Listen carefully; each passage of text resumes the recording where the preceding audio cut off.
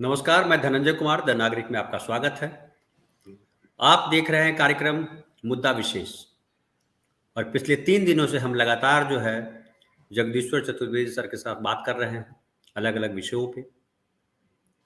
आज भी हमने अलग विषय लिया है, जो जगदीश्वर सर ने सुझाया है और हमने जो है सुबह बात की थी और ये तय हुआ कि इस पर काम किया जाए।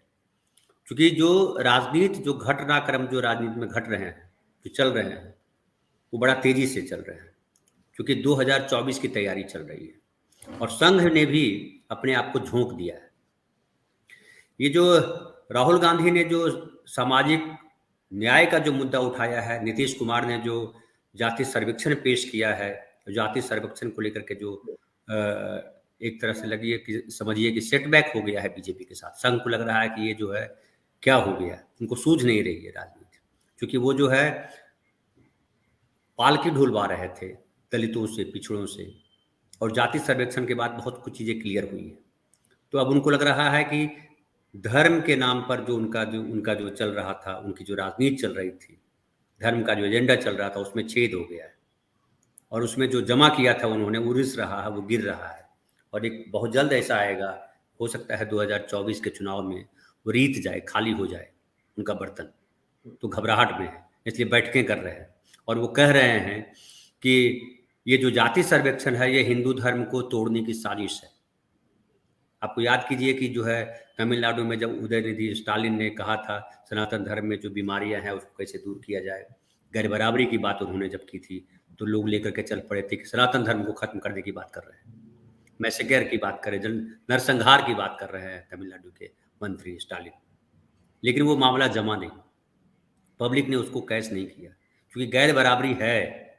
और फिर जो है मोहन भागवत को बोलना पड़ा कि हजारों साल जो प्रताड़ना झेली है हमारे दलित पिछड़े भाइयों, उनके साथ खड़ा होना होगा, उनको एहसास हुआ। लेकिन फिर जब जाति सर्वेक्षण की बात आई, जाति सर्वेक्षण हुआ बिहार में, तो उसका विरोध किया उन्होंने। पहले वो कोर्ट में गए, अलग-अलग लोग, जो उनसे संबद्ध लोग हैं, जो नहीं चाहते थे कि आरक्षण रहे, जो नहीं चाहते हैं कि जाति सर्वेक्षण हो, क्योंकि कलई खुल जाएगी। और हिंदू के नाम पे जब सब जमा कर लेते हैं, और उत्तर प्रदेश में जिस तरह से दलितों के साथ, पिछड़ों के साथ अत्याचार हो रहा है, उनको मारा पीटा जा रहा है, रोज वीडियो आते हैं तरह-तरह के। और आप जो है हिंदूवाद के नाम पर सिर्फ आपने जो है ब्राह्मणवाद चलाया, आपका जो एजेंडा है मुसलमानों से नफरत, दलितों से नफरत, जो आपको आपके खिलाफ बोलेगा उससे नफरत। अभी देखिए अमित शाह क्या बोल करके आए बिहार, बिहार जाकर के कहा कि जो है यादव और मुसलमान इकट्ठा हो गए हैं और उनकी संख्या ज़्यादा बताई गई। अब यादवों को भी वो निशाने पर ले रहे हैं। तो ये किस किस्म की राजनीति करना चाहते हैं और उनकी राजनीति को कहाँ प्रॉब्लम आ रही है और आगे वो किस किस्म की राजनीति करेंगे, इस पर चर्चा के लिए, इस पर विस्तृत बात करने के लिए हमारे साथ जुड़े हुए हैं प्रोफेसर जगदीश्वर सर। सर प्रणाम। नमस्कार, नमस्कार। सर जो ये संघ की जो परेशानी है वो तो बढ़ती जा रही है। अभी जाति सर्वेक्षण की जो विस्तृत रिपोर्ट आई कल विधानसभा में रखी गई, उसमें तो उन्होंने चिन्हित कर लिया और आरक्षण को भी बढ़ाने की बात कर दी और अब 65% आरक्षण होगा, 65, 10, 85, 75% हो जाएगा। और बीजेपी के नेता ने कहा कि हम तो चाहते हैं कि 80% कर दीजिए, क्योंकि अब वो विरोध नहीं कर सकते। एक और उन्होंने बड़ा काम किया है नीतीश कुमार ने, या नीतीश कुमार की सरकार जो है उसने, कि जो गरीब हैं 33%, वो किसी भी धर्म के हों, किसी भी जाति के हो, उनको चिन्हित किया है और 94,60,000 ऐसे परिवार चिन्हित किए गए हैं। मतलब 1/3 आबादी 33% के आसपास है जो गरीब हैं, जिनकी आमदनी 6,000 रुपया प्रति माह से कम है, उनको चिन्हित किया गया है। और कहा जा रहा है कि जिनके पास आवास नहीं है, 60,000 परिवार ऐसे हैं जिनके पास घर नहीं है, उनको ज़मीन खरीदने के लिए 1 लाख रुपया दिया जाएगा और 1,20,000 उनको घर बनाने के लिए दिया जाएगा। उसके अलावा जो गरीब हैं, जो 6,000 से कम आमदनी है, 64 लाख परिवार, उनको जो है वो 2 लाख रुपया देंगे स्वरोजगार के लिए कि आप अपना कोई रोजगार शुरू कीजिए। उसमें चूँकि ज़्यादातर जातियाँ जो है, जैसे मुसहर जाति है, उसका 54% लोग जो गरीब हैं, जो 6,000 से कम कमाते हैं। दलितों में, अनुसूचित जातियों में एक बड़ा प्रतिशत है, जो इतने साल के आरक्षण के बाद भी जो है वो ये है।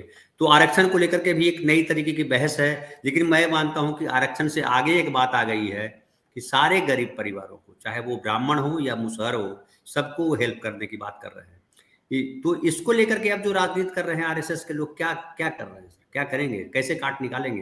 हालांकि मीडिया ने प्रचारित किया है कि राम की काट लेकर के आएंगे, एकदम हर चीज को राम पे लेके चले जाते हैं, जैसे इस्लाम वाले हर चीज को अल्लाह पे लेके चले जाते हैं, वही पैटर्न पकड़ लिया है।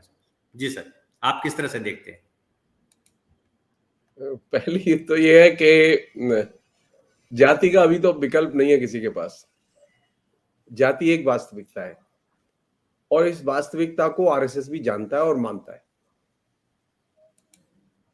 आरएसएस अगर जाति को न मानता हो, जाति नहीं होती और सब हिंदू होते, कोई सामाजिक विभाजन नहीं होता, देश बड़ा सुंदर होता। लेकिन संयोग की बात यह है कि जाति है और आरएसएस के लोग ये बात जानते हैं। वे ये भी जानते हैं कि जाति है तो उसका वो दुरुपयोग करते रहे हैं और उनका जो अभी जो आज के इंडियन एक्सप्रेस में जो न्यूज थी, जिसको कि उन्होंने एम्फेसिस दिया कि 2 दिन की जो उनकी कच्छ में जो राष्ट्रीय उनके जो जितने भी कार्यकर्ता और नेता उनकी बैठक हुई, इसमें 350 से अधिक उनके कार्यकर्ताओं ने और अधिकारियों ने भाग लिया। उस बैठक के बाद में उन्होंने एक 5 सूत्री प्रोग्राम जारी किया है और उसकी खूबी यह है कि वे इस जो कास्ट या जाति जनगणना है, इस जाति जनगणना का वे विरोध नहीं कर रहे कह के डायरेक्ट, बहुत तरीके की भाषा उन्होंने इस्तेमाल की हुई है। वो चाहते ये हैं कि वे समरसता का प्रचार करेंगे और समरसता के जरिए वे जाति विद्वेष और अनटचेबिलिटी को दूर करने की कोशिश करेंगे। अच्छा, सुनने में ये बात बड़ी अच्छी लगती है कि भाई इतना बुरा क्या है अगर आरएसएस के लोग करना चाहते हैं। बुरा इसमें यह है कि वो ये घोषणा करके क्यों करना चाहते हैं। अगर वो जाति प्रथा के खिलाफ हैं, अनटचेबिलिटी के खिलाफ हैं, तो वो इसको घोषणा क्यों करना चाहते हैं, बार बार घोषणा क्यों कर रहे हैं? वो अगर घोषणा कर रहे हैं तो इसका मतलब यह है कि इंटेंशन कुछ और है। अगर अनटचेबिलिटी से उनकी एकदम विरोध है, जैसा कि उन्होंने खुद कहा है कि हमने करीब 13,000 गांवों में सर्वेक्षण किया और उसके बाद उनको यह पता चला कि भारतीय गांवों में अभी भी अछूत प्रथा बरकरार है। अछूतों के अलग से शौचालय हैं, अछूतों के अलग से श्मशान है, वगैरह वगैरह। तो अगर अछूतों के अलग से शौचालय है और श्मशान है, तो ये बात उनको जब नरेंद्र मोदी की सरकार 10 साल तक गुजरात में थी तो उनको नहीं मालूम थी। गुजरात अकेला ऐसा राज्य था जहां पर के अछूतों के श्मशान अलग थे, आज भी है। अगर सचमुच में आरएसएस ईमानदार है और अछूत समस्या से लड़ना चाहता है और जो जातियां हैं उनके बीच में जो भेदभाव है उसे खत्म करना चाहता है, तो उसकी शुरुआत तो उसके एक्शन से होनी चाहिए, स्लोगन से नहीं होनी चाहिए। तो मुझे ये जो घोषणा उन्होंने की दत्तात्रेय हंसबोले ने कि वे जाति प्रथा को से लड़ना चाहते हैं और समरसता के जरिए लड़ना चाहते हैं, मेरी आपत्ति यह है कि और ये मेरा कहना है कि समरसता के कॉन्सेप्ट के जरिए आप देश में सामाजिक सामंजस्य या सद्भाव पैदा नहीं कर सकते, क्योंकि समरसता का कॉन्सेप्ट दूसरे लोगों की पहचान के अपहरण का कॉन्सेप्ट है और ये सामाजिक समरसता पैदा नहीं करता। दूसरे लोगों की पहचान अपहृत करके आप सिर्फ अपनी पहचान देना चाहते हैं उनको, इससे सामाजिक समरसता पैदा नहीं होगी बल्कि सामाजिक टकराव और बढ़ेंगे।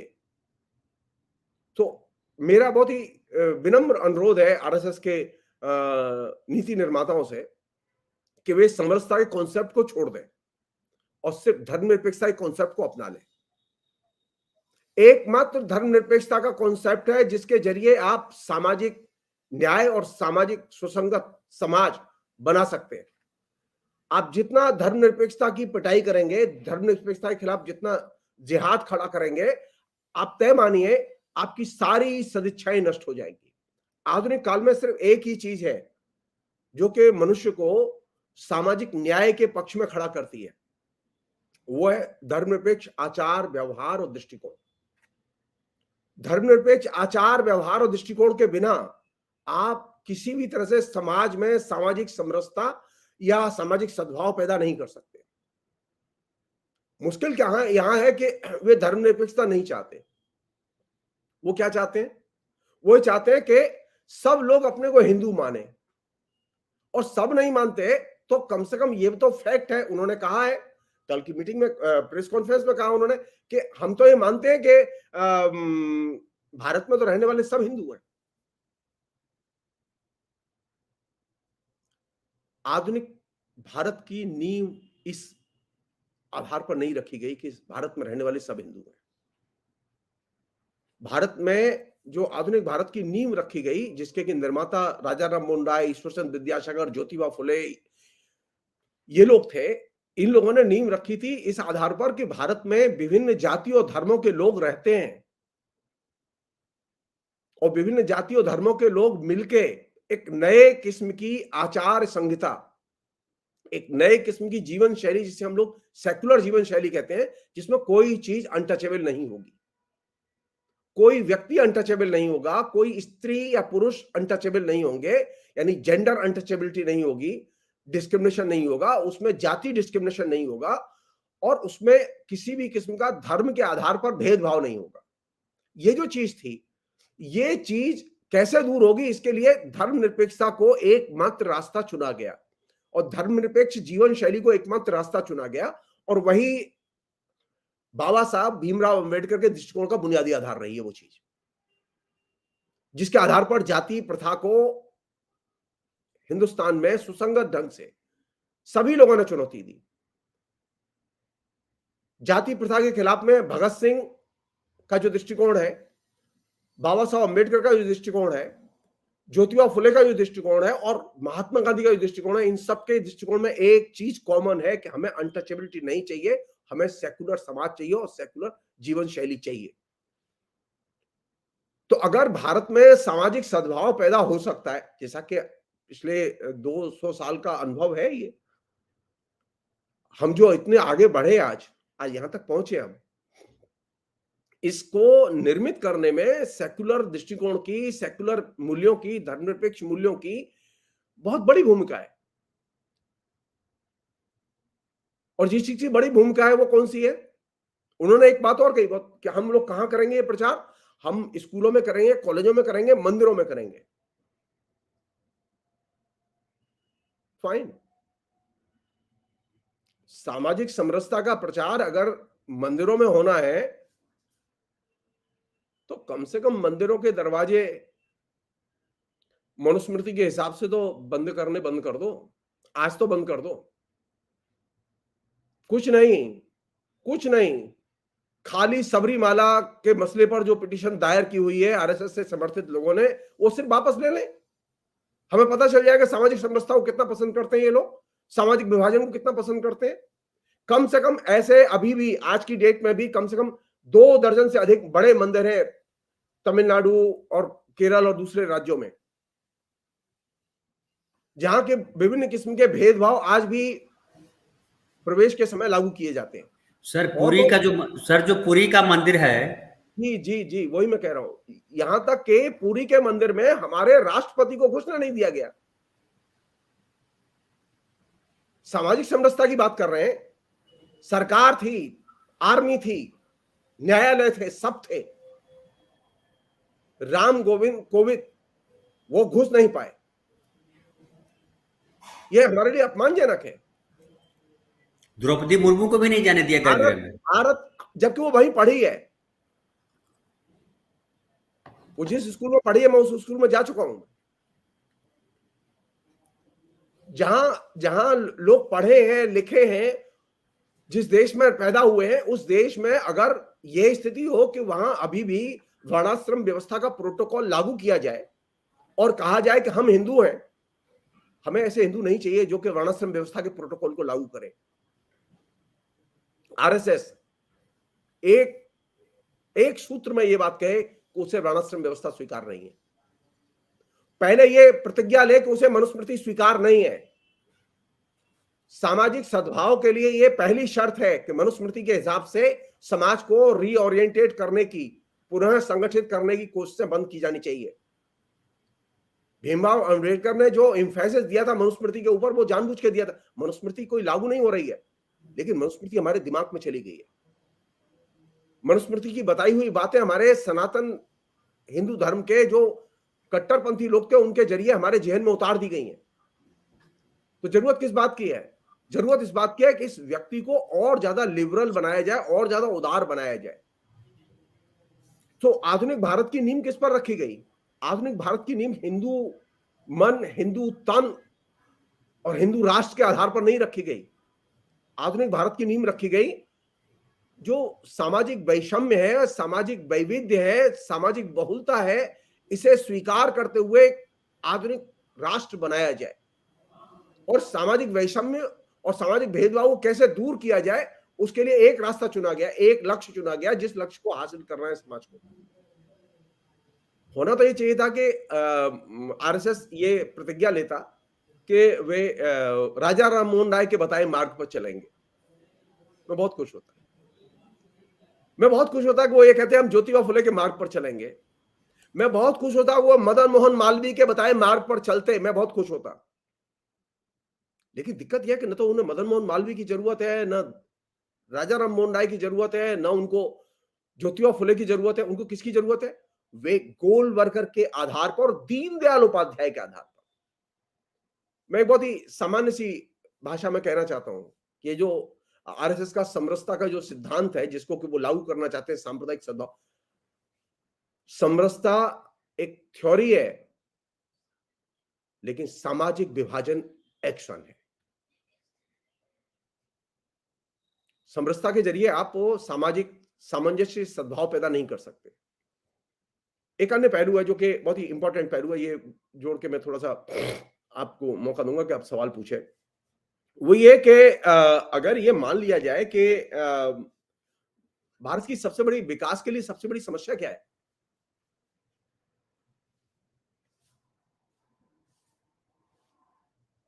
राष्ट्र है या मनुष्य है? अगर चुनना ही हो, जैसे वो कहते हैं कि व्यक्ति मत चुनो, राष्ट्र को चुनो। व्यक्ति राष्ट्र के लिए काम करे, राष्ट्र की पहचान से अपने को जोड़े, राष्ट्र के सुख दुख से अपने को जोड़े। हम सवाल करना चाहते हैं, समाज के लिए मनुष्य जरूरी है या राष्ट्र जरूरी है? तुम कैसा राष्ट्र बनाना चाहोगे, हमारी कोई चिंता नहीं। हमारी चिंता यह है कि तुम कैसा मनुष्य बनाना चाहते हो।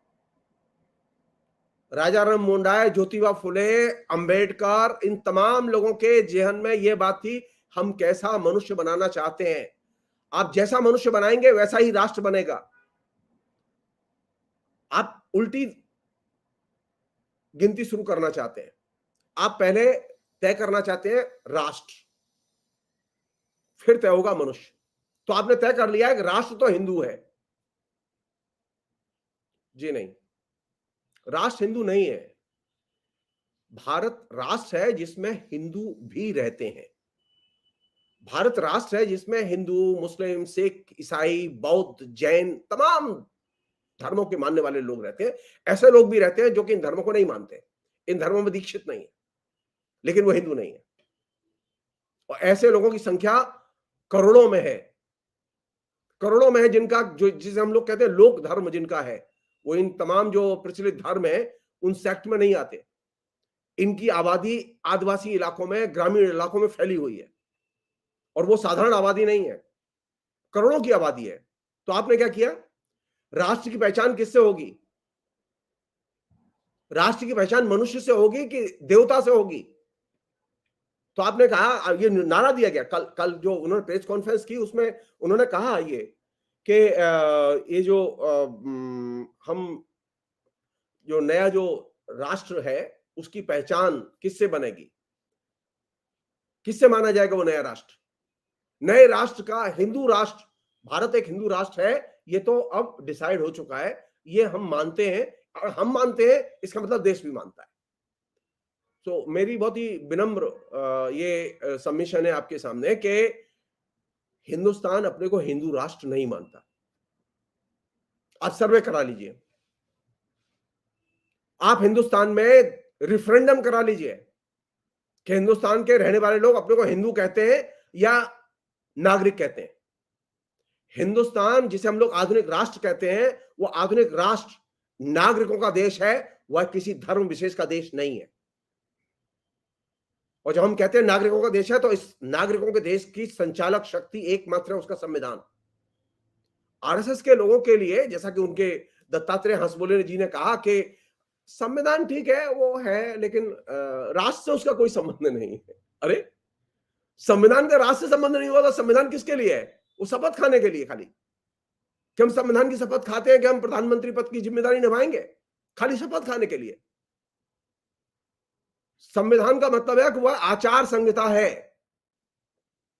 पूरे हिंदुस्तान के नागरिकों को, सत्ता में बैठे हुए लोगों को संविधान के अनुसार आचरण करना चाहिए, अपने दैनंदिन जीवन में उसे उतारना चाहिए। उसका लक्ष्य क्या है? उसका लक्ष्य है धर्मनिरपेक्ष, लोकतांत्रिक, समानतावादी समाज का निर्माण करना। यह लक्ष्य हर नागरिक को अर्जित करना है। यह लक्ष्य रखा गया उसमें। उसमें यह लक्ष्य नहीं रखा गया कि हमें हिंदू राष्ट्र बनाना है। यह संविधान में लक्ष्य नहीं रखा गया, और यह अनडिस्प्यूटेड लक्ष्य है। इसमें सारे लोग सहमत हैं, पूरा हिंदुस्तान सहमत है, इस पर कोई समझौता नहीं हो सकता। इसलिए आज की डेट में अगर कोई ये कहे, जैसा कि उन्होंने कहा कल, बहुत ही मतलब फनी किस्म की चीज कही उन्होंने कहा कि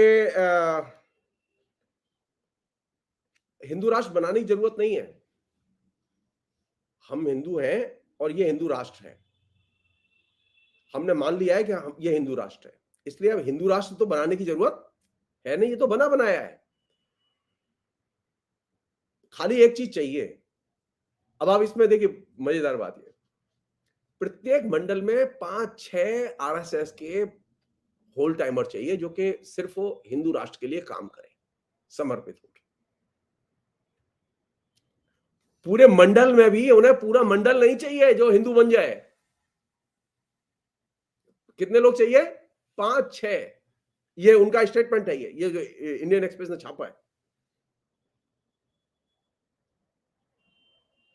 सिर्फ हिंदू की पहचान एक ही तरीके से होगी कि सब लोग, चाहे वो किसी भी समुदाय के हों, सब लोग धर्म स्थान जरूर जाएं। जो धर्म स्थान जाएगा, माने जो गुरुद्वारे जा रहा है, उसे भी वो हिंदू माने, जबकि गुरुद्वारे वाले जो सिख संप्रदाय के लोग हैं, वो अपने को हिंदू नहीं मानते, उन पर हिंदू संप्रदाय के नियम लागू ही नहीं होते। अब इस मुसीबत को कौन हल करे?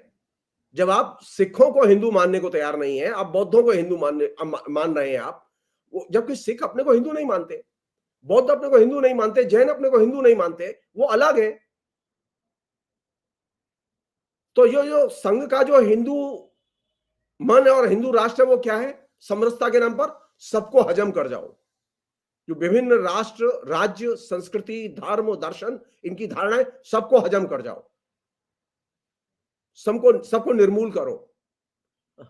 सबको निर्मूल करके समाज का निर्माण नहीं होता। सबको पुष्पित, पल्लवित होने का अवसर देके समाज का निर्माण होता है। वो चाहे हिंदू धर्म हो, चाहे वो बौद्ध धर्म हो, चाहे वो ईसाई धर्म हो, या वो विभिन्न जातियां हो।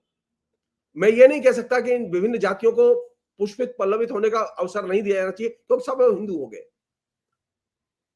अगर सब हिंदू हो गए, मान लेते हैं, तो ये बात तो पूछी जानी चाहिए ना कि आप भेद दूर कैसे करेंगे? मान लो, हम थ्योरेटिकली मान लेते हैं कि आपने सबको हिंदू मान लिया है और भेद है, तो भेद दूर कैसे करेंगे?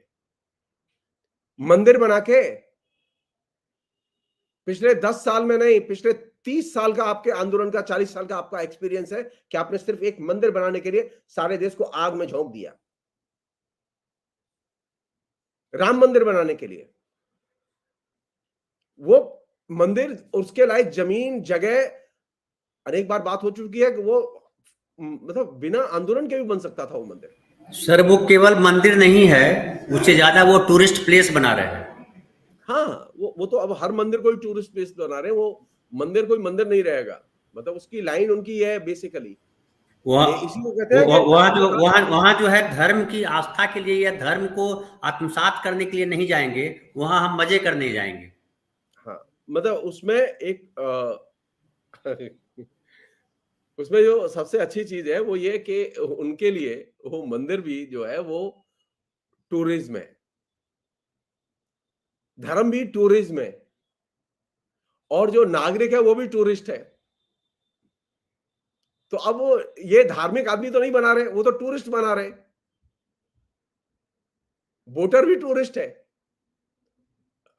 तुम वोट दो, लाइन में लगो, घर जाओ, फिर भूल जाओ। जैसे अपने गए नहीं, दर्शन अब तो नारा दे रहे हैं सर कि हम यात्रा कराएंगे बस। छत्तीसगढ़ में कहा है कि हम बस से सबको ले जाएंगे राम मंदिर, वोट दो आप। हाँ, मैं कह रहा हूं कि आप राम मंदिर ले जाइए सबको, लेकिन इसके लिए तो पॉलिटिक्स करने की जरूरत नहीं है।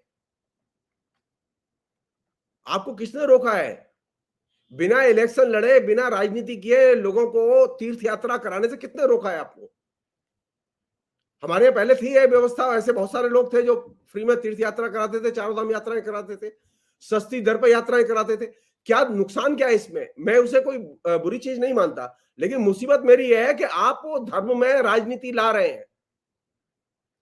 राम मंदिर जाने में परेशानी नहीं है, लेकिन राम मंदिर के लिए अगर मोबिलाइजेशन राजनीतिक आधार पर और राजनीतिक लक्ष्यों के लिए किया जाएगा तो उसमें परेशानी है, और ये संविधान का उल्लंघन है, और ये राम को एक तरह से अपराध कर्म में शामिल करना है अपने।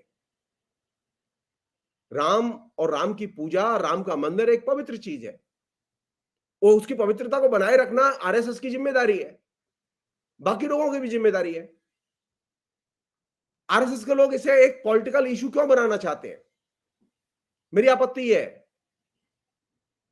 अब तो राम का मंदिर हल हो चुका है, अब तो उन्हें सारे नियम कायदे ब्रेक करके विशेष अधिकार के तहत ये राम मंदिर का आदेश सुप्रीम कोर्ट ने जारी किया। तथ्य, सत्य, इतिहास सबको एकदम ठंडे बस्ते में डाल दिया गया कि अब यह मसला भविष्य के लिए हल कर दिया गया है। लेकिन आप तो इससे शांत नहीं हुए। क्यों शांत नहीं हुआ आप? क्यों? वो जैसे कहे ना, वो चस्का लग गया है, मुफ्त की खाने का चस्का लग गया है। ये जो धर्म के नाम पे मुफ्त की खाने का चस्का जो है, वो एक ही समुदाय में था जो परजीवी वो लोग थे। तो अगर ये समरसता का सिद्धांत और हिंदुत्व का सिद्धांत, हिंदुत्व अगर थ्योरी है तो हिंदुस्तान का भविष्य गरीबी में है। सर एक मेरा सवाल है सर आपसे, ये जो राहुल गांधी ने जो सामाजिक न्याय का जो एक मंत्र दिया है, या कहिए कि जो मुद्दा उठाया सामाजिक न्याय का, क्या अब ये लोग सामाजिक समरसता की जो बात कही है, तो सामाजिक न्याय के बरक्स सामाजिक समरसता की बात कर रहे हैं? न्याय और समरसता में तो बड़ा भारी अंतर है। भाई सवाल यह है कि इनके यहाँ कोई भी आधुनिक पदबंध वो दाखिल नहीं होता इनके बहस में। आरएसएस के पूरी थ्योरी में दाखिल नहीं होता, कोई भी मॉडर्न जो है टर्मिनोलॉजी दाखिल नहीं होती। सामाजिक न्याय एक आधुनिक पदबंध है, आधुनिक कॉन्सेप्ट है। ये जो समरसता जो है जिसका कि वो इस्तेमाल कर रहे हैं, ये ना आधुनिक है ना मेडिवल है। ये एकदम वह है जिसे कि किसी जमाने में मुसोलिनी ने प्रचारित किया था, सबको इकसार बनाओ, सबको एक जैसा बनाओ। सबको एक जैसा बनाने का सिद्धांत वो मुसोलिनी और हिटलर का था। किस देश में वही लोग रहेंगे जो एक ही नस्ल के होंगे, एक ही जाति के होंगे, एक ही विचार के होंगे। हमने कभी इस विचार को स्वीकार ही नहीं किया। भारत की पूरी परंपरा, 2500 वर्ष की जो परंपरा उपलब्ध है, उसमें कभी भी हमने एक विचार को स्वीकार नहीं किया। हमारे यहां विचारों की विभिन्नता, वैविध्य और जातिगत आधार पर विचारों की विविधता और वैविध्य, इसको स्वीकार किया गया। आज की डेट में मैं कह रहा हूं कि कुछ ना करें, वो ईमानदारी से इतना कर दें कि अंबेडकर के लिखे हुए कोई तो मान लें। अंबेडकर तो कांग्रेसी नहीं थे, क्या दिक्कत है मानने में? दीनदयाल उपाध्याय के पास में कोई बुद्धि नहीं, वो तो एक पत्रकार थे, और पत्रकार से अधिक उनकी कोई अहमियत नहीं है। वो चाहे जितना देवता बनाए, उससे देवता नहीं बन जाते।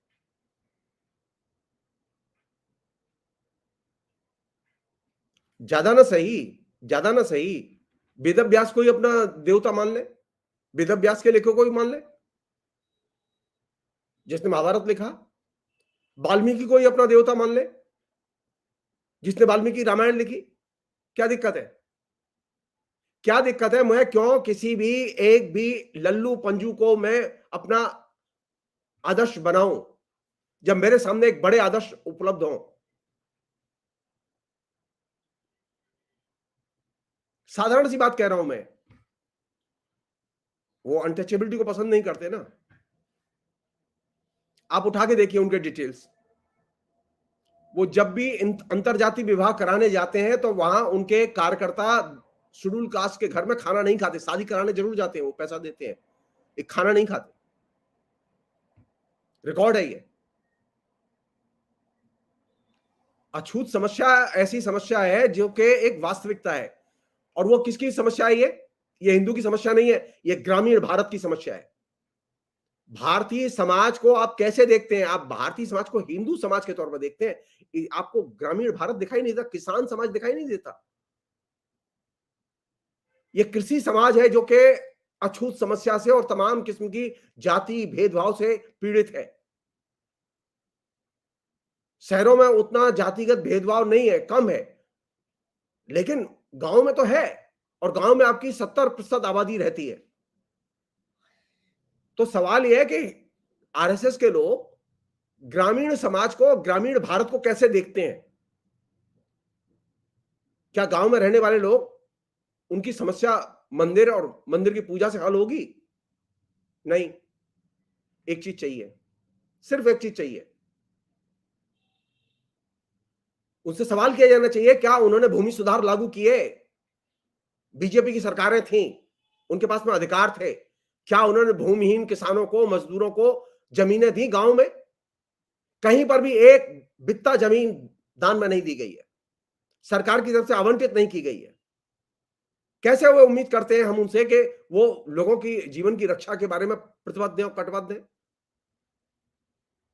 किससे नफरत करते हैं वो शेख अब्दुल्ला से नफरत करते हैं, जिसके 370 हटा दी गई। क्यों? उस आदमी की खूबी थी कि उसने 370 लगाए जाने के पहले उसके साथ वहां पर पहली बार हिंदुस्तान में पहला व्यक्ति था जिसने के लैंड रिफॉर्म लागू किए, भूमि सुधार कार्यक्रम लागू किया और किसानों को जमीन दी। वहां खेतिहर किसान नहीं है, वहां ऐसे किसान है जो कि एक एक किसान जो है करोड़ करोड़ रुपए पैदा करता है। आप जानते हैं केसर की कीमत कितनी है? 1 करोड़ में 1 किलो केसर आती है। वहां आत्महत्या नहीं करते किसान। एक ऐसा राज्य जो कि सोने जैसा राज्य था, उसको आपने मिट्टी में मिला दिया। तो अगर मैं सामाजिक सद्भाव पैदा करना चाहता हूं तो सामाजिक सद्भाव के लिए बेहद जरूरी है कि आप पहले यह बताएं कि ग्रामीण भारत की समस्या को कैसे दूर करेंगे। एक और चीज जो आपने शुरू में बहुत ही अच्छी बात कही, मेरी जानकारी के लिए, कि जो नीतीश ने घोषणा की है, भाई ये जो दिक्कत है वो किसकी झोपड़ी किसके किसके पास है? खाली रहने के लिए पक्की झोपड़ी तक नहीं है उसके पास में। टीन सेट में, किसी एजबेस्टर में वो पड़ा हुआ है। वो ऑफिशियल डाटा है, ये ऑफिशियल डाटा है, किसी की जरूरत नहीं है किसी आरएसएस के लोगों के सर्वे करने की जरूरत, क्योंकि वे हमेशा आरएसएस लोग जितने सर्वे करते हैं वो फेक सर्वे होते हैं उनके। उनमें उनके जो करने वाले लोग हैं वो भी जानते हैं कि ये फांकीबाज है, यानी गोली देते हैं, हम भी गोली दे रहे हैं इनको। तो उनके जो अनुयायी है, जो इनके इंटेलेक्चुअल है, वो भी इनको गोली देते हैं और ये अनुयायियों को गोली देते हैं। दोनों एक दूसरे को गोली देते रहते हैं। अच्छा, इस चक्कर में मुसीबत हम लोगों की है। मीडिया के लोग हैं, उनको ज्यादा मेहनत करने की आदत नहीं है, जो बहुत सारे लोग हैं, तो वो जो कहते हैं वो मान लेते हैं। हम सिर्फ एक छोटी सी चीज जानना चाहते हैं, ग्रामीण भारत में जो लैंडलेस लेबर है उसको जमीन क्यों नहीं दी गई?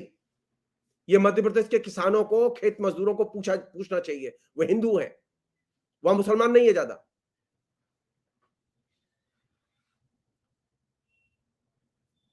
आप किसी भी जगह ईमानदारी से आपने जमीनें नहीं बांटी, कहीं भी एक भी बित्ता जमीन नहीं बांटी। उत्तर प्रदेश में नहीं बांटी, आपने मध्य प्रदेश में नहीं बांटी, आपने राजस्थान में नहीं बांटी, आपने लोगों की झोपड़ियां नहीं बनाई, आपने घर नहीं दिए।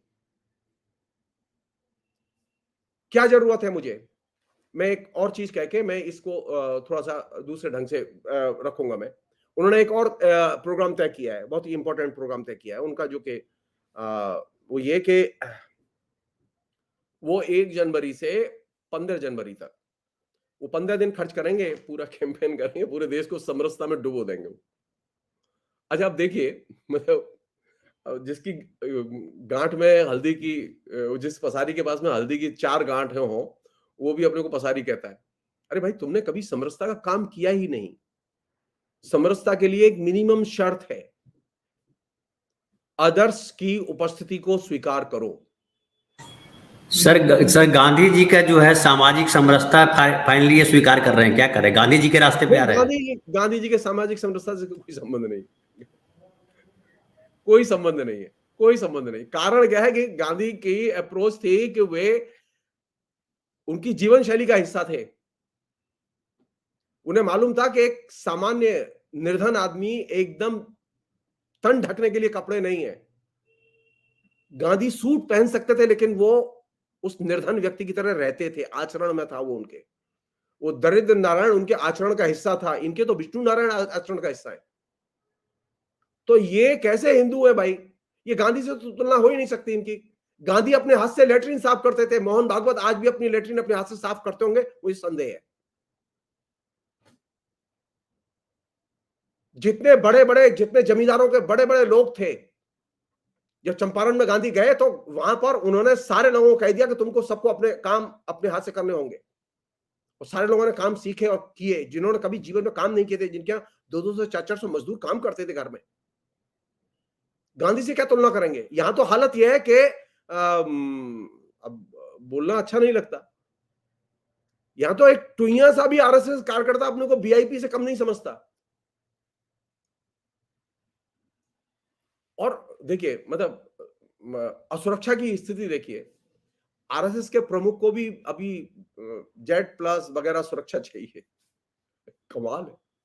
अरे यार, तुम्हारा देश है, सब हिंदुओं का देश है, तुम डर किससे रहे हो? अब मर भी जाओगे तो हिंदू के हाथ से मरोगे, पुण्य मिलेगा। डरना क्या है?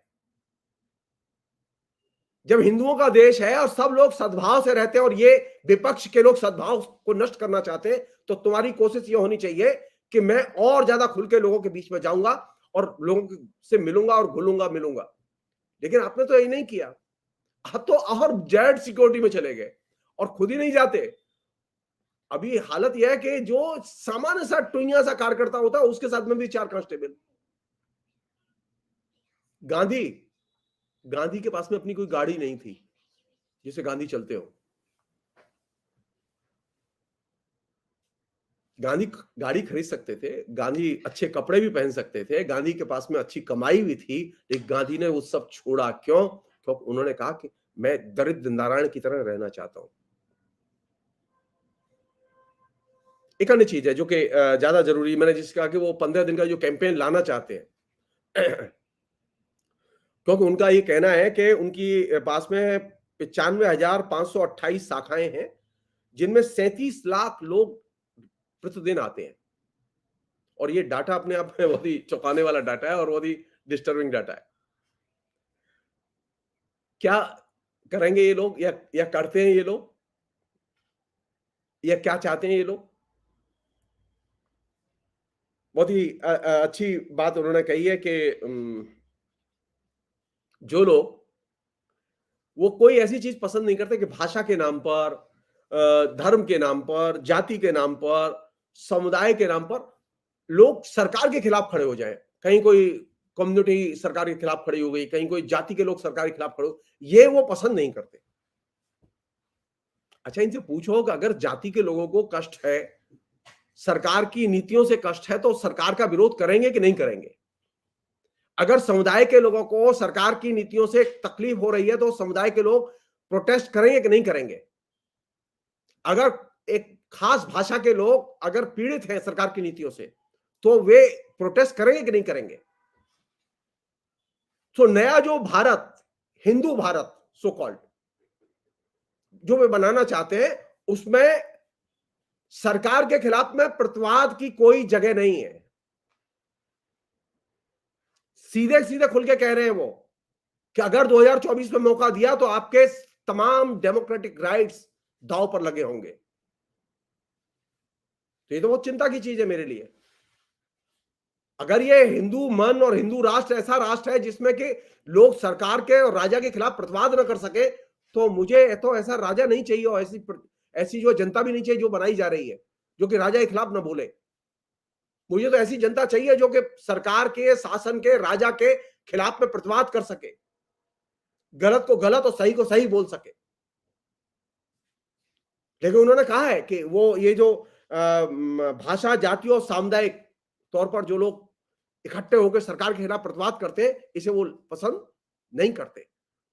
और ये चीज बढ़ रही है। अब जो कास्ट सेंसस आया ना, तो अब वो सरकार के खिलाफ बोल रहे हैं। उनकी भाषा बड़ी प्यारी होती है आरएसएस के लोगों की। वो उसमें से मतलब अर्थ निकालना थोड़ा सा साधारण आदमी के लिए थोड़ा जटिल होता है। वो बड़ी लुभावनी भाषा होती है।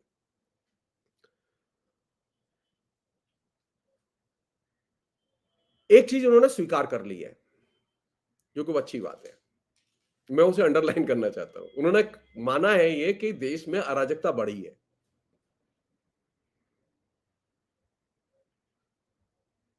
अखबार ने रिपोर्ट किया है वो।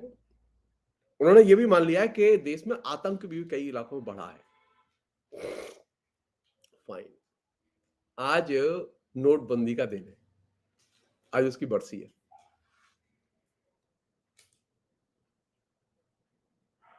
मैं आरएसएस को कहां से देखूं?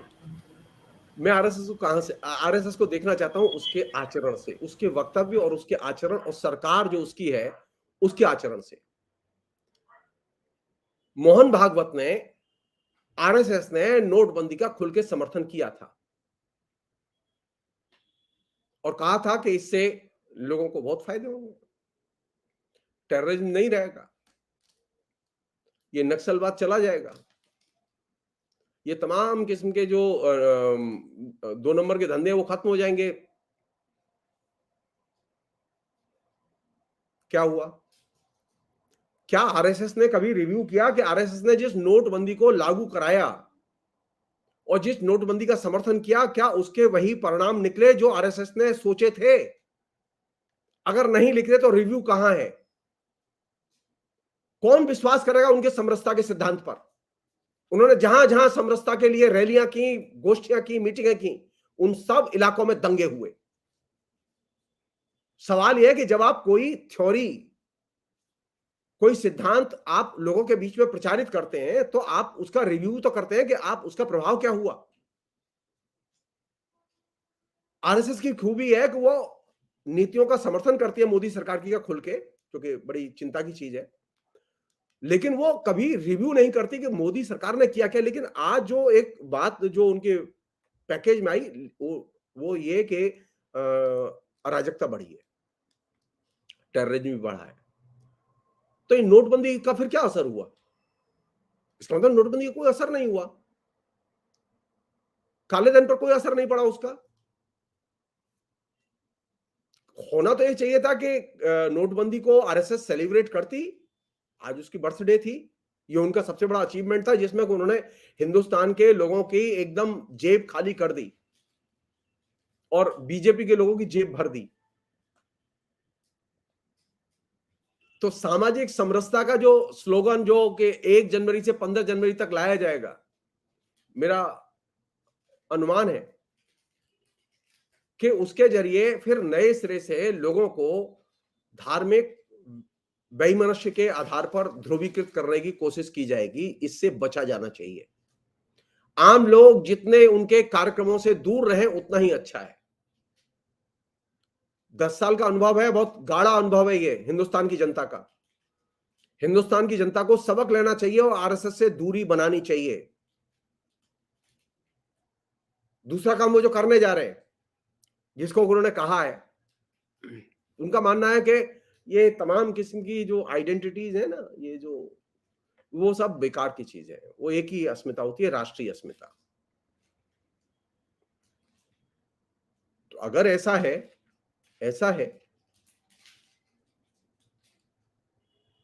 तो हम जानना चाहते हैं कि आरएसएस की आइडेंटिटी में फिर हिंदू क्यों है? वो फिर हिंदू अस्मिता पर इतना जोर क्यों दे रहे हैं? अपने लिए तो आइडेंटिटी सुरक्षित रखना चाहते हैं, दूसरे से कहते हैं तुम आइडेंटिटी छोड़ दो अपनी। ये कैसे संभव है? आरएसएस अपने हिंदू आइडेंटिटी को छोड़ दे, नागरिक की आइडेंटिटी को स्वीकार कर ले। आरएसएस नागरिक की आइडेंटिटी को स्वीकार करने के लिए तैयार नहीं है, वो हिंदू की आइडेंटिटी से तस से मस होने को तैयार नहीं है, लेकिन चाहता है कि राष्ट्रीय अस्मिता की रक्षा की जाए। राष्ट्रीय अस्मिता की रक्षा बिना नागरिक कर्तव्य और नागरिकता बोध पैदा किए बिना, नागरिक चेतना पैदा किए बिना संभव नहीं है। हिंदू मन, हिंदू बोध और हिंदू तन, इनसे राष्ट्रीय अस्मिता नहीं बनती, बल्कि इससे एक सांप्रदायिक पहचान बनती है जो कि डिस्टर्बिंग है। होना यह चाहिए था कि हम लोगों को आधुनिक बनाते, डॉक्टर बनाते, इंजीनियर बनाते, प्रोफेसर बनाते, तमाम किस्म के प्रोफेशंस में ले जाते। हम चाहते हैं कि आरएसएस के लोग अपने सभी कार्यकर्ताओं को नरेंद्र मोदी बनाते, कोई आपत्ति नहीं है। हिंदू बनाने की बजाय नरेंद्र मोदी बनाना ज्यादा अच्छा है। तो सर क्या चाहते हैं कि देश की यूनिवर्सिटियों में इंटायर पॉलिटिक्स की पढ़ाई शुरू हो जाए? हाँ बिल्कुल, कोई आपत्ति नहीं, बशर्ते कि पाठ्यक्रम हो।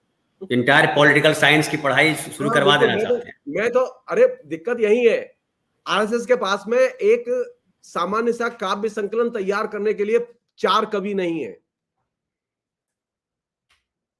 बनाएंगे कहां से, पढ़ाएंगे क्या? नरेंद्र मोदी ने 25 कविताएं लिखी हैं, कर ले कोई पीएचडी। 56 कविताएं अटल बिहारी वाजपेयी लिख के मरे। सर लेकिन एक जानकारी दे दूं, नरेंद्र मोदी जी पर बनारस की एक लड़की ने, और वो भी मुस्लिम लड़की ने, पीएचडी की है। हाँ वो पीएचडी, अरे मैं कह रहा हूं बनारस मुस्लिम क्यों, कोई भी पीएचडी कर सकता है, वो वजह नहीं है। वजह दूसरी है, वजह ये है कि सवाल ये है कि पीएचडी का पेट कैसे भरते हैं। पीएचडी कोई 800 शब्दों का निबंध नहीं है। सवाल यह है कि उसका पेट कैसे भरेंगे आप। 100, 200, 50 पन्ने लिखेंगे तो 50 पन्ने लिखने लायक काम अगर नरेंद्र मोदी ने किए हो तो निश्चित तौर पर आप उन पर पीएचडी कीजिए, कोई नुकसान नहीं है। लेकिन अगर नरेंद्र मोदी के भाषणों को ही कटिंग करके अगर आप पीएचडी जमा कर दें और पीएचडी ले ले तो उसका मतलब फायदा नहीं है, वो नरेंद्र मोदी को भी नुकसान है बेचारे का। नरेंद्र मोदी को तो ऐसे लोग चाहिए ना जो नरेंद्र मोदी के ज्ञान का विस्तार करें। बल्कि मुसीबत यह है आरएसएस की कि आरएसएस में जितने लोग हैं,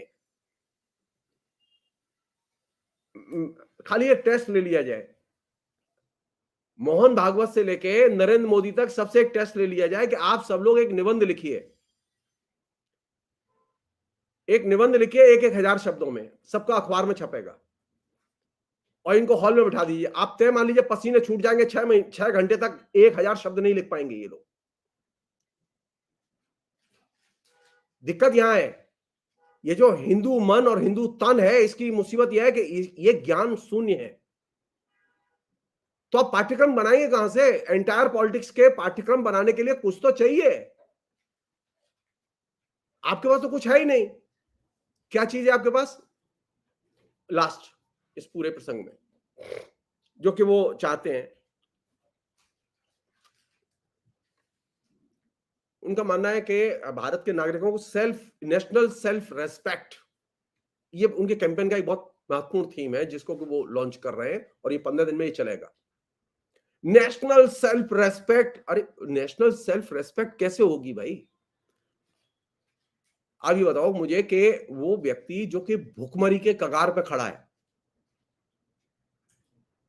मान लो आपने 5 किलो राशन दे दिया है उसे, तो महीने में 5 किलो राशन में कितना पर डे खाएगा?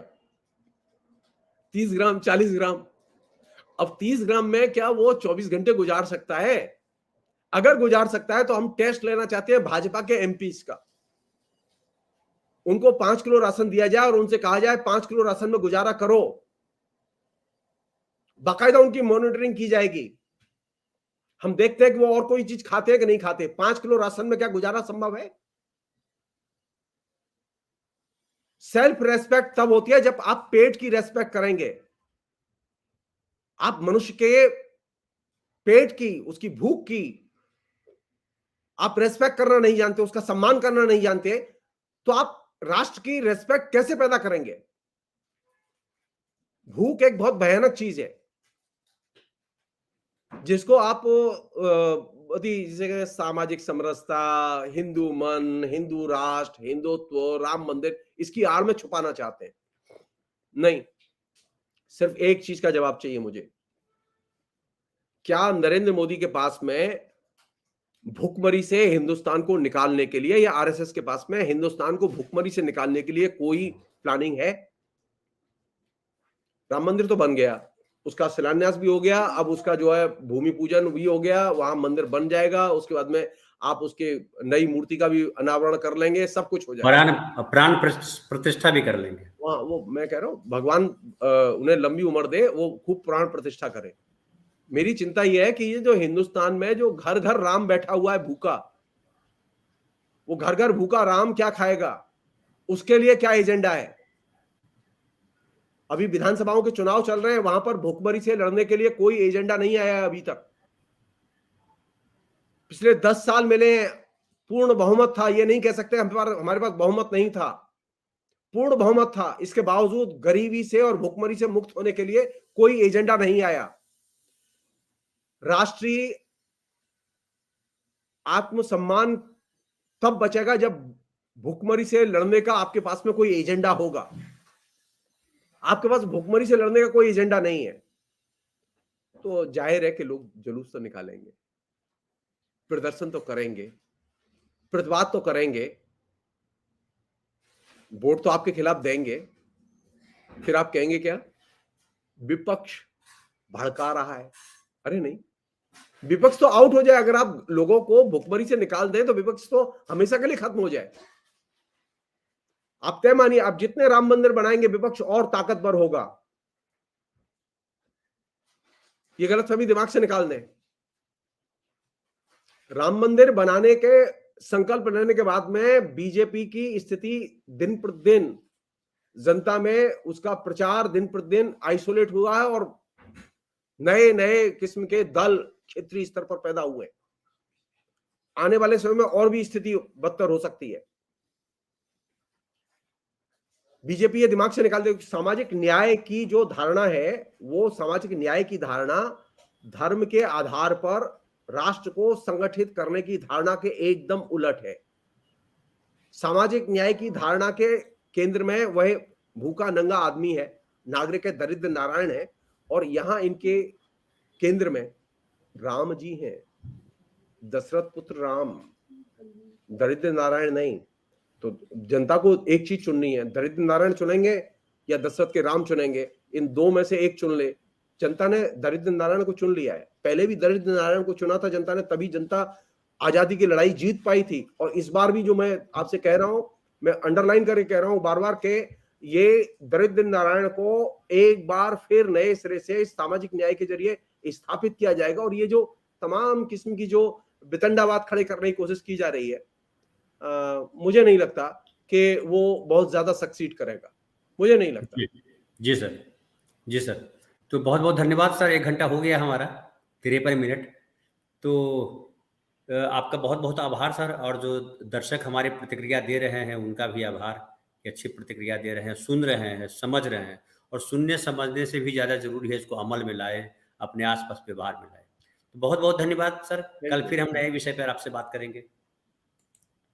आपको ये प्रोग्राम कैसा लगा आप ज़रूर बतलाएं, और आप जो है अच्छा लगता है तो आप इसे शेयर करें अपने मित्रों परिचितों के साथ, और इस वीडियो को लाइक करें, ज़्यादा से ज़्यादा लोगों तक पहुंचाएं, और हमारा चैनल सब्सक्राइब कर लें, बेल आइकॉन बजाएं, ताकि हमारे प्रोग्राम आपको मिलते रहें, नोटिफिकेशन आपके पास आते रहें। बहुत बहुत धन्यवाद।